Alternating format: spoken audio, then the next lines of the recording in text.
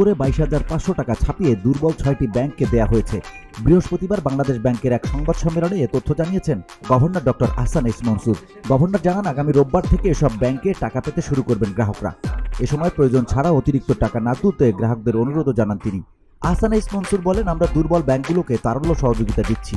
আমানতদারীদের সুরক্ষার জন্য এটি দেয়া হচ্ছে। এরই মধ্যে 22,500 কোটি টাকা দেওয়া হয়েছে। ব্যাংক খাতে অস্থিরতা দূর করতে চায় কেন্দ্রীয় ব্যাংক, এমনটা জানান গভর্নর আহসান এইচ মনসুর। তিনি বলেন, ব্যাংকগুলোকে তারল্য সহায়তা দেওয়া হবে, গ্রাহকদের আমানত নিয়ে চিন্তার কিছু নেই। এ নিয়ে মাথা ব্যথা বাংলাদেশ ব্যাংকের। তিনি বলেন, ব্যাংকিং খাতের অবস্থা খারাপ হচ্ছে না, বরং আগে থেকেই খারাপ ছিল। এখন সে অবস্থার উন্নতি করার চেষ্টা করা হচ্ছে।